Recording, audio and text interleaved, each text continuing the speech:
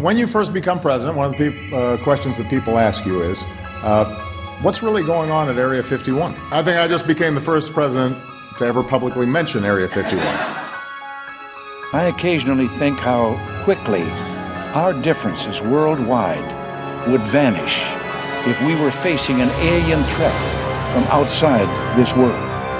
I had people go look at the records on Area 51 to make sure there was no alien down there. I had all the Roswell papers reviewed, everything. If you saw that there were aliens there, would you tell us? Yeah. You would? I mean, if there's some huge national security thing and I can't get agreement to open them, I won't. But I do want to open them because I'm interested. Do you believe? I don't know. But there are enough stories out there that I don't think everybody is just sitting, in their kitchen making them up. I think that people see things. What they see, I don't know. That certain morning, I happened to look over into the sky to the northeast, and I seen a very, very bright light up there, like a very bright star. And then I said, well, that's moving.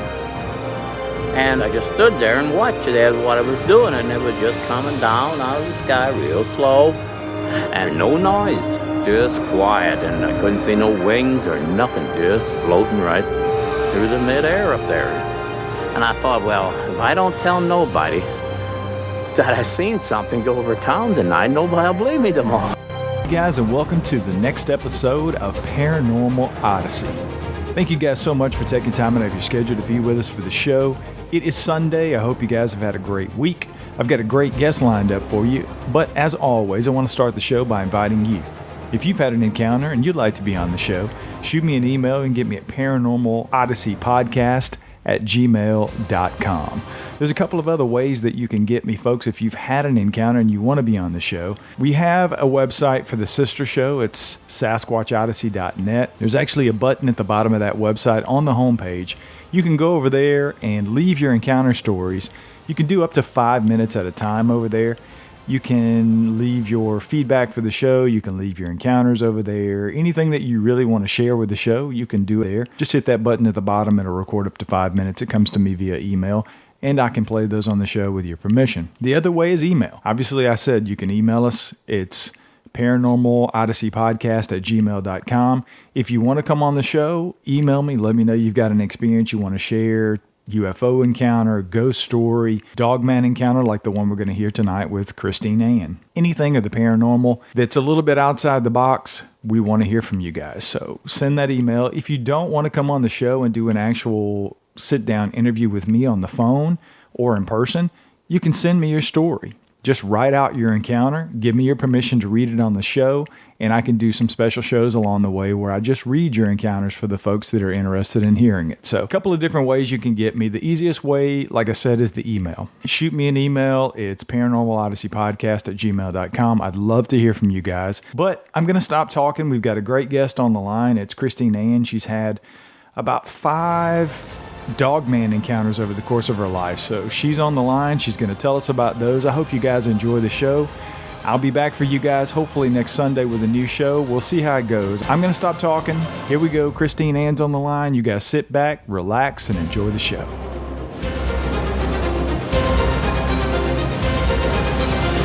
All right, I want to welcome Christine Ann to the show. Welcome to the show, Christine. Thank you. How are you? I'm fabulous. I appreciate you being with us. I'm super excited to hear your encounter stories. I know you've had several encounters that you're going to sort of tell us about tonight. So why don't you just sort of take us back to the first encounter and just tell us what you were doing, where you were at, and what you saw. When I wrote my book, I said I was just visiting family. I think I pretty much left it vague at that, and I wandered off. But me and my older sibling had an agreement that I would not chop any vines and go vine swinging by myself because, I might pick a bad one and get hurt. And me and my younger brother thought, he's been spacing us all day on doing this. So I said, I'm smart enough. I'm not going to be that stupid. And I chopped down a vine, and we were having a good time. We were swinging out, just, goofing off. And I swung out, and sure enough, the tree uprooted, and me and the vine went one way, and the rest of the tree went another. And I tumbled down the side of the mountain in West Virginia. I think it was 1981 or 82. It's a summer. And I hit a rock, and there was like a flattish area, and it had this really rank smell to it. I mean, it was god awful. I always compared it to rotted meat or an elderly facility that's not well kept up. It was just horrible. And when I looked up, I saw a huge dog sitting on its haunch, just kind of looking at me. And it was still off a little bit in the shade, so I couldn't tell what color its eyes were, or I just don't remember because I was looking at the spots on its face. I was thinking, I don't know of any spotted dogs. But then the dogs that are my siblings came down the hill, and they tried to go between me and the big dog. I mean, it was huge. I was like 4'11" at the time, and it on its haunch was bigger than I was. So I was really scared, but kind of curious because every time I moved my head this way, it would move its head the same way. If I moved it back over to figure it out, it would do it. It was copying my moves. It was just kind of a weird experience that it would do that. But when the dogs got there, it stood up all the way, and it had to be over 6 feet tall, easily. I'd say between 6 and 6.5 feet, but definitely over the 6 foot mark. And I got really tense there for a while, and my heart was beating fast. And the rescue workers were coming down, and it heard my name being called, and it ran off into the forest. And they had mentioned when they were down there that they thought they found a den of some sort.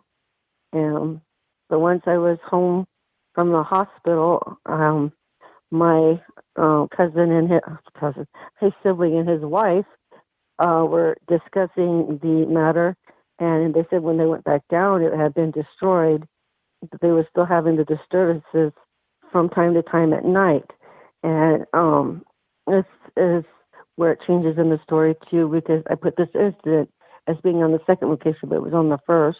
And we were home one night, just me and his wife, and all of a sudden something kept trying to open the back door, and the dogs are just going nuts. They'd be charging the door one minute and whining and crying the next. There's not as much lighting on the back side of the house as there is on the front side, because the front side's got two major thoroughways there. And it got so bad. I mean, any place where it was dark on that side, we kept hearing weird noises. It was hard to explain. It didn't sound to me like a dog as much as it sounded like there was actual like wolves outside or something. But that's also the imagination of a 12 or 13-year-old too, I'm sure. But we finally called him in a panic because we thought they were actually going to be able to get in, and or whatever it was going to get in. And he came home, and they shined the lights and everything, and everything went back to normal that night. But I was so terrified I wouldn't go outside after that. And I was completely healed by then, so they let me go down and visit with my grandmother and grandpa. And being down there and being over another mountainside, I actually think it's 2 mountainsides over, I thought, wow, this is cool. This is what I'm going to do. I can go back outside now and go enjoy everything. So when my grandma told me, hey, take this food up to one of the elderly neighbors, I said, sure, Grandma, I'll do it. And so I took in the food up to the neighbor, and I started feeling about one of her neighbor's houses up above the post office, like there was something following me in the woods. And that feeling wouldn't go away. I had this sense of doom. I don't remember feeling that the first time. There was no sense of doom. There was this massive curiosity, and it seemed like it was coming from both sides, whereas this was just outright doom and gloom type feeling. And when I got there, I visited for a while because she's a wonderful old lady. She had been born in the turn of the century, 1900s, and lived through the 1920s, so she would tell the most wonderful stories. I'm probably carbon dating myself right now, but that's okay. And when I went back, I was like, I probably should call my grandfather to come get me. And I was like, nah, it's not quite dark yet, but, I had a little bit to walk to go back, and it was getting dark. It was around dusk, about 6 p.m. And this was in summertime, so it was either in July or August, because it's very hot in Arizona during that time. So our grandparents would send us back east. Our parents would send us back east to visit with family. It took us a while to get used to the summers down here in Arizona. On the way back, I kept getting that feeling it was getting more and more intense, that something was following me in the woods. And then all of a sudden, as I'm nearing the post office, a big old tom turkey comes flying out of the forest right over the top of my head. Nearly gave me a heart attack. My heart's pumping, racing, and I'm caught between just staying where I am on the ground and knowing I have to get up off the road, because it was like a 747 going over my head. It was loud, and it was kind of scary because I didn't know that wild turkeys could fly. And then as I was standing back up, as when I saw another hyena like Dogman, only this one I could see it has eyes were sort of a bright yellowish color. He was taller. I don't know how much taller because it was on the side of a mountain, but I think he'd be between 6'1.5" to 7 feet tall. And he just gave me this really bad feeling. And so I took off running. I ran around our aunt's fence, around our fence, and then up the yard. And then I just wanted to go home. And so I did. I didn't know what they were. I didn't really give it another thought after that. By the time we came back the next summer, all was well. No permanent damage was done, I just thought, I saw something odd out there that, defied what was norm for that area. If we could, I want to go back. I want to go back to your first sighting. Mm-hmm. You were out. You sort of went right into it. So I wanted to just sort of clarify for the audience. You were out with your cousins and a group of folks, and you guys were just playing, and you were swinging or whatever it was that you were doing before you fell. Correct? It was just me and my younger brother. Okay. I was staying with up with family, my cousin and my brother and my younger brother. You had the fall and you bumped your head, and then you see this creature. I did. How far away was the creature when you saw it during the first encounter? I think it was probably less than 500 feet. It was not that far away from me. In as much detail, could you describe the face, the body features? And I know this thing, you said it was sitting down the whole time. Was it sitting the whole time that you saw it? It only stood up at the once when the dogs were trying to charge it. They changed their mind. I got you. I can only imagine. So just in as much detail, could you describe the face and the features that you could make out? What shocked me the most, and I didn't know as much about them now as I did, as much about them then as I do now. But these ones had spots on their faces, and they had a dark brownish and red coat, but they also had like little bits of yellowish in them, white. They strongly resembled a hyena. But to me, they were just a dog with a underbite. You could see the front of on the jaws. You can see that the lower jaw stuck out more than the back did. And it was, the way it's shaped is kind of odd. It has like a little bit of a mane, but not like a lot. And it has little tufts of hair around its ears, which I don't know what's for, but both of them had that. Both of them had those little tufts of hair.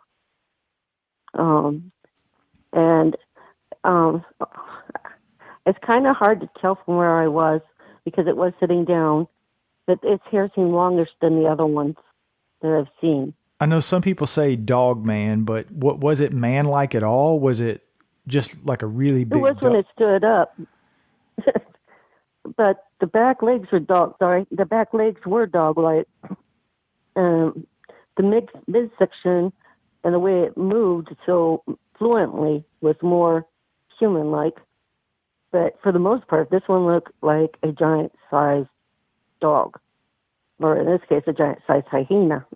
Because when I saw a hyena the first time, I remembered this thing and thinking, are they related? And how would they be related? Right. When it stood up, was it on all fours or was it on its hind legs? It was just hunched back like it was kneeling almost. it was on all fours, but it was hunched back, and all fours were touching the ground.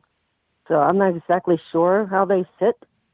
If it was just resting there, or if there was a den there, was it protecting it or what it was. But I still lean towards, and can't really tell you why, but it looked like it had some sort of breast development. So I still think it was a female and not a male. I got you. In the first encounter, I assume the dogs is what scared this creature off. When the dogs started charging it, it eventually made its way off. No, it heard the rescue workers coming down the hill. I got you. It didn't like the idea of there being more people, I think. Okay. So let's fast forward. It was actually just... Go ahead. It seemed more shy. That one seemed more shy and curious, whereas the second one in West Virginia, he just seemed like he was up to mischief. And that one was definitely a male because he had a broader chest and more hair along the ears and along the chest. But there still was that little bit of area that didn't have no hair at all, or it wasn't to the point where I could actually see it. But like the other one, it walked more like a dog than a human. It had those big hocks on it, like a dog, but the hands, but they had claws on them, very long claws. I still think they were only like 2 to 3 inches, and theirs seemed to curve just a little bit. So the hands, when you're describing what would be a paw on a dog, was more human-like? Is that what you're saying? Mm-hmm. Okay. Yeah.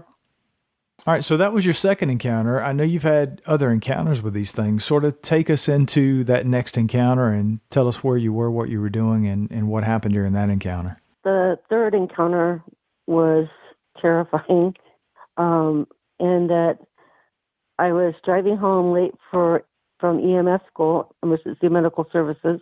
I'm a medic, and I stayed late to help a fellow student practice some skills.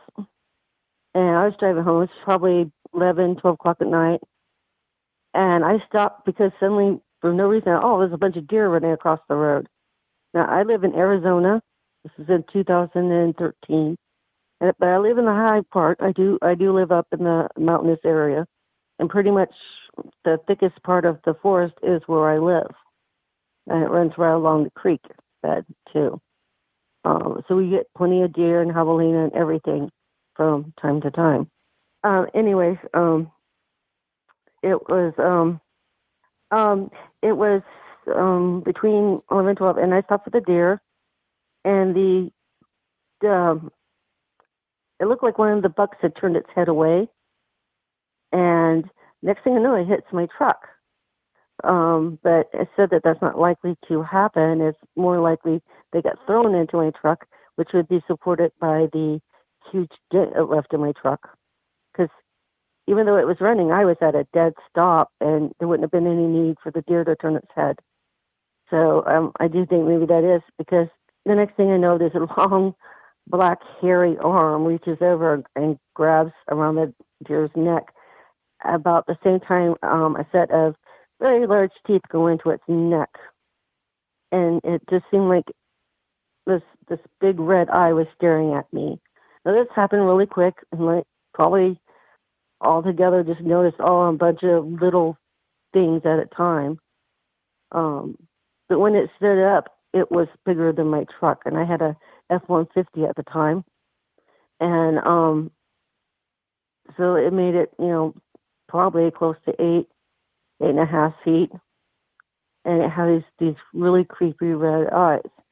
Now, there wasn't hardly any moon that night. I don't know how much that plays into eye color or, whatnot. But I just stuck the truck up in reverse and hit it because it was going towards my house. It's like, well, we're going to go that way. I'm going the opposite way. And so I stayed with my husband that night over at his house instead of going home because I was afraid of going past the Dogman on the road. Now, this Dogman, I honestly thought it was just the ugliest bear I'd seen at first. It was kind of long hair, but not all the way. The chest was bare, the hands were bare, except for the claws area. But it was definitely dog-like because it was more wolf-like. Bigger jawline, like a dog with the fangs and the creepy red eyes, pointed ears. The only time his ears were down was when he actually bit into the deer. And the next morning, my husband did ask me, he goes, "What did you hit with the car?" I said, "I didn't hit anything. A deer ran into me last night." And he goes, "Well, a deer doesn't have black hair." And he showed me the hair he had taken off the front of my grill, and it must have been up by the front of the grill, and I don't know how he got up there, but I just remember it coming from the side. So I don't know if there was more than one, and this was just how they captured their meal or what to do with, but it left me with some fear, to be that vulnerable and to face something that big in the middle of the road. And I didn't think anything could be more frightening than that. But my fourth encounter was by far and away the most frightening, because it was the first time I got a really, really good look up close as to how these guys are, how big they really are and how intimidating they can be. I had watched Josh Brolin movies until late night between 1 and 2 with Grandma, and I had gone up to bed, and it was just my regular routine. I smoke a cigarette before I go to bed, and I was going to go out on my balcony and have a cigarette, and almost as soon as I did, I hear something coming, what I thought was a tree beside my room, but in retrospect, that wouldn't have gave me enough time to get back into my room, because, this thing came up the tree fast. So it probably came from the one in front of the house. And I'll share my theory with you about why after this story. But it came up the tree, and I jumped back inside my room, my loft, and I locked the door and threw the bolt. And I was going to turn the light off, and then it was gone. And I was expecting to hear like a mountain lion type noise, or bear maybe, but instead I was just hearing these dog-like noises or wolf-like noises, and it didn't help that it was a full moon. So of course, I was curious to prove to myself that I was wrong. I set this room up specifically so I would not have to deal with the open space of all the windows that are pretty much the loft. It's like 92 and 93% windows, and the walls are kind of thin. It was an add-on that her second or third husband built to the house when they bought it, and that entire area up there is very flimsy. So I peeked out, and staring back at me are big yellow eyes, pointy ears, and the biggest muzzle I've ever seen. And I just about died. I peed right where I was. Both my dogs took off. And then it put its hand up against the thing, and I could see that they have those things like dogs do, but not exactly. The pads, they're on their hands. And it was kind of creepy. I could see those nails more, and I could see that they are curved. And I had my attention for a while because I was afraid he was going to bust through it and just grab me by the neck and pull me out. But he just stood there and stared at me, making all kinds of noises. And then he started throwing things off the loft porch, which terrified me. I don't know. It was just the CPAP and the mirror. My table and chair went off. And then I could hear that the porch itself was starting to give under his weight. And it was definitely a male. It just, as soon as he felt that, he did a creepy thing. He used one of his fingers and just opened up the gate and jumped off the roof and went over towards the creek. He took the fence in one leap and the creek in less than one too. So, well, no, not less than one, but probably like a single bounce. They definitely have some speed and agility to them. The fifth encounter is the most recent, and the fifth encounter happened in January. I kept having this dream about this meadow and talking with a dogman, and I hadn't really talked to many people about this because it was weird how it happened. But I kind of got the feeling when we got up to where we were going that this was the actual meadow I'd been dreaming about, but I wasn't sure. I was starting to feel a little trapped in the lodge due to the cold weather. It was a happy -6 out, and I was loving it. They had some attractions there that I thought were really special. They had some Clydesdales, little sweet Malutes, and the lady had asked me to go feed the horses some apples and make sure I set them palm up so they don't nip me. Um, and so I was going down to the corral to feed the horses, and I was down there, and all of a sudden they started acting really weird. I was a little nervous. They had killed a mountain lion in the area a few days before, and I didn't know if she was alone, if she had cubs, and if so, how old, blah, blah, blah. So the Malutes start to try to push me to go back, and I threw the apples out into the forest, I figure something will eat them. And me and I let the Malutes and the retriever guide me up there, but they're seriously trying the herding part and knock me over.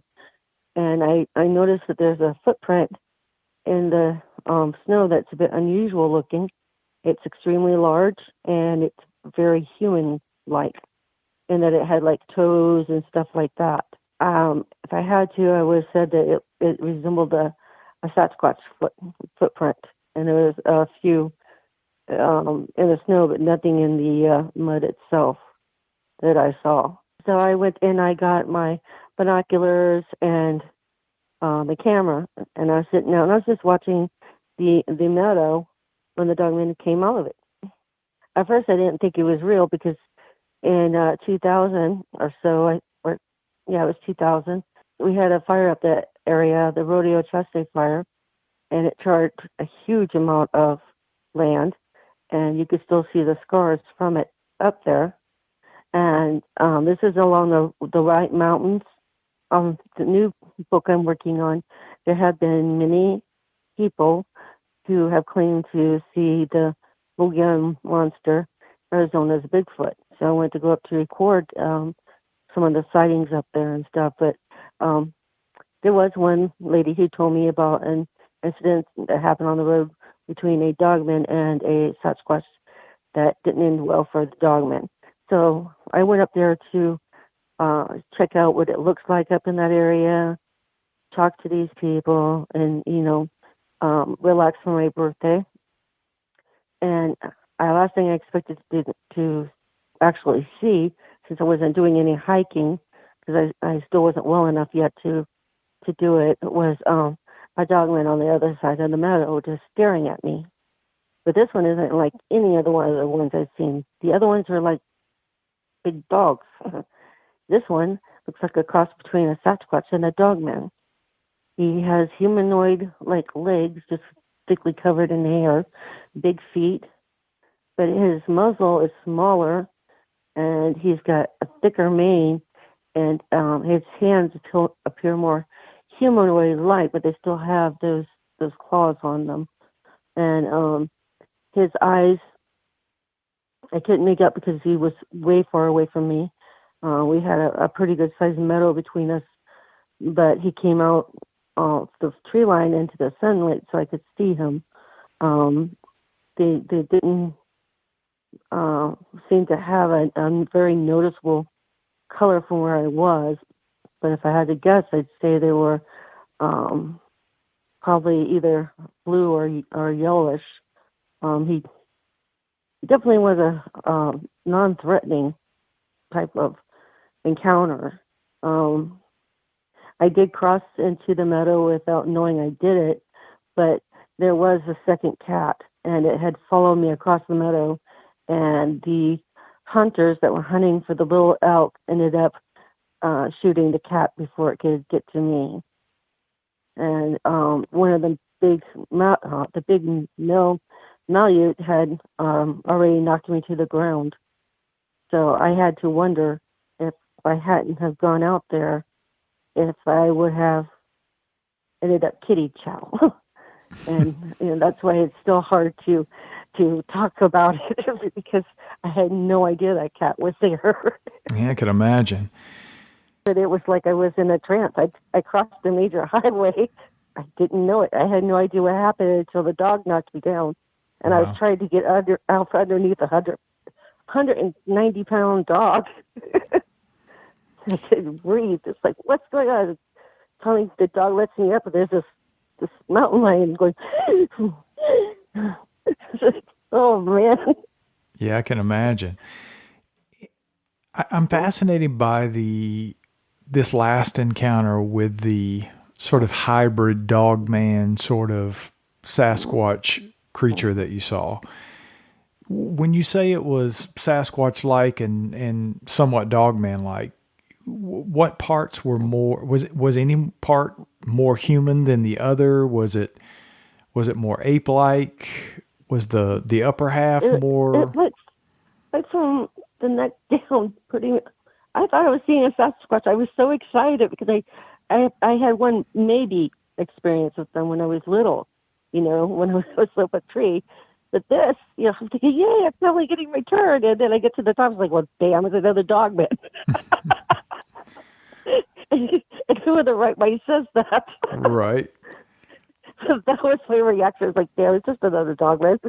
What surprised me was this muzzle is actually shorter, and its ears were pointed differently. They were a little bit more like a German Shepherd's, and kind of smaller than the last one I'd seen, too. But he had to be over 9 feet tall. And it was standing on its hind legs. It was bipedal. It was strictly bipedal. Even when it turned around, what shocked me the most is it didn't have a tail.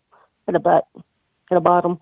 And the weirdest thing is I found on my truck the next day green rock. And I don't know what the green rock was for. I don't even know why it helped me get away from mountain lion, but I'm glad it did. It really sucked to die on my birthday. Well, I want to ask you. I do have a good sense of humor. I have a sense of humor about that one. Well, I guess you would almost have to, because otherwise it would be one of the most terrifying things I've ever heard anybody describe. So the fact that you have a decent sense of humor about it, I think is very admirable, because I don't think a lot of people in your position could have that sort of outlook on what you've seen and what you've experienced since a child, basically. But I guess that's the question that I want to ask you is, you've had all these encounters, and I've heard dogman encounters before, and I've always been fascinated with them, and I don't know what to make of them. Of course, I do a show about people who encounter 9-foot apes most of the time running around in places that are not supposed to exist, and that seems somewhat normal. But dogman encounters are something totally different, in that it just doesn't fit in any sort of a box, right? There's no box to check for a bipedal, half man, half dog looking being. Now, what you've described is more dog-like in appearance, but some of the encounters are basically describing a werewolf. It's a bipedal animal that's half man, half dog. And I think it's very difficult for some people to rationalize and sort of grasp that. And it's a lot easier, I think, to wrap your mind around a possible relic hominid that's running around undiscovered in North America and basically every continent in the world. But you've had these experiences and you've seen these things relatively close on numerous occasions. I guess the first question I'll save that other question. I'll ask this first question. Why do you think you've had this many encounters, and why you is the question I would ask. Have you asked yourself that question? I'm sure after 5 encounters, you've almost had to, right? So I'm curious as to what your answer is. Well, I think it has to do with 2 reasons. One, ever since I was 4 or 5, I go off into the woods by myself. I'm really bad about it. I feel more at home there, more in harmony with nature. And I come from both Gypsy and Native American blood, so It might be the magic allure. Who knows? I don't believe in magic per se, but I do think that some of it might be that they can sense I'm just a real compassionate person overall, which is why I became a medic. I love medics. I was a police officer, so I really have a lot of respect for medics and what you do every day. So I appreciate your service. And I think I've heard a lot of stories about people who have had repeated sightings of Bigfoot. You know, it's when you have a Sasquatch encounter, it's probably like winning the lottery. And I'm not comparing it as to the elation or the joy or the good things with winning the lottery. I'm just saying just the pure chance of seeing a Sasquatch is like winning the lottery. Yet I talk to people who have had multiple encounters throughout their life, from childhood up to adulthood, and even, you know, some of them are just a lot of adult sightings that they've had since being an adult. And it fascinates me. And I think a lot of that goes to the way that you see the world, your personal experiences, and maybe even to some degree your heritage. I know I talked to a lot of Native Americans who have multiple encounters with Sasquatch, and it's just a known thing in the Native community that these things have been around since the beginning of time. So I think they're more. We believe that about the Dogman too. I was curious. People know that, but we do believe that about the Dogman too. They are depicted in some of our ancient writings. And I think that's in both heritages. I noticed that there were rumored that there were actual werewolf hunters back in the day who used to hunt werewolves, and that was their profession. And what it was is they were hunting these huge bipedal canines, and they take the heads as trophies if they could catch them. The closest one I can tell you about is the guy who killed the one in France in 1767, I believe it was, in the summer. He was from a family of werewolf hunters too, as well. And he melted down silver, which is supposed to cripple them, and was able to bring down the beast that way, supposedly. So, you know, you have a lot of different tales throughout history that date back to the lichens. And just as I pointed out in the latest book, the Kraken was thought to be a myth and nothing more. But if you ever looked at that picture that Homer drew, it was of a giant squid or octopus. Now, we know this today because in 2007, we discovered it. But even as a child, I looked at that picture and I said, wouldn't it be cool if there was a giant octopus out there somewhere or a giant squid? And why wouldn't they be able to exist? There's plenty of water out there. Very true. That's the way I think. That's the way I think. Well, so, I guess my last question is this. Given the experience you have, given the knowledge that you clearly have of the subject, and what do you think these things are? I think they're some kind of natural creature. I think that's why there's a variation, because there's variations in how Bigfoots live and what they eat, depending on the area that they live. Just like in some areas, them and Dogman can live in harmony, and other places they can't. And a lot of that has to do with how much food is available for them. And then you have man encroaching on their areas, and it causes even more strain and conflict. So I forgot the question. Well, I was going to. Yeah, the question was, what do you think Dogman is? But I do think the reason there are so many different types, the hyena type, the German Shepherd type, the type that look like cats, the big wolf-like ones that are absolutely terrifying to look at, and maybe even a crossbreed between the two, the Sasquatches and the Dogman, is because they are national species that are supposed to be here. Because I look at all the wonderful things that Mother Nature herself has done, and you know, some of her creatures look really bizarre. When I was down in Louisiana, I saw an armor-plated fish. I mean, he was really plated up. I've seen platypuses. I mean, they look like a cross between a duck and a beaver. So I do think they're a natural creature. But I also think you need to show them the respect that's due them. some of the people I'm writing about right now are lucky they escaped their encounters, because it wasn't for anything they did specifically, except for one rehoisted a weapon, and the other one just laid out all her food and ran for it. Yeah, I think it's fascinating that some people have different encounters. It's the same scenario basically with Sasquatch encounters, that some are pleasant, and more often than not, they're aggressive. And it's a very traumatizing, terrorized sort of situation when people encounter these things. So I think for you to have had 5 encounters in your life, it could have gone way different if something wasn't looking out for you, or things didn't go your way. Because I think whatever Dogman is and whatever Sasquatch is, I think they both have the propensity to be very dangerous, because I do think they're an animal of some sort. I agree.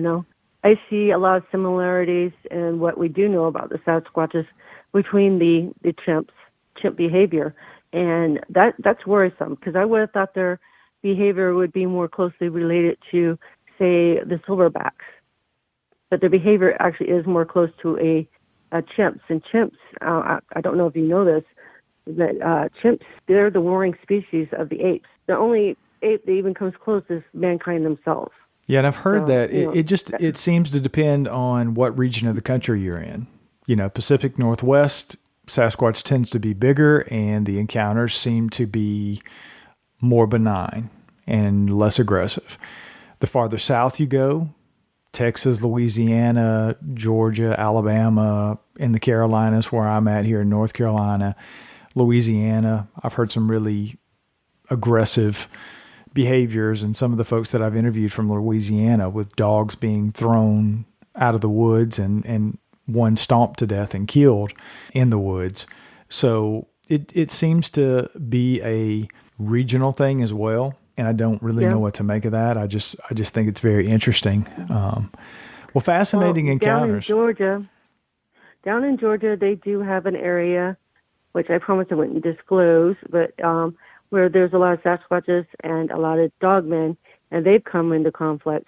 And that actually dates back to a couple of warring tribes also were in that area. They sent out braves from both sides, and they ended up getting slaughtered. So there's a lot of history in the South for these creatures, both of them. Yeah, so. I hear it all over the South. Well, I can't thank you enough for coming on the show and sharing your experiences. I really do appreciate your time, and I'm glad we got to hear it. Okay, thank you. You have a good night. Absolutely, you too. And that's it for tonight's show, folks. Thanks so much for joining us. We'll see you guys next week.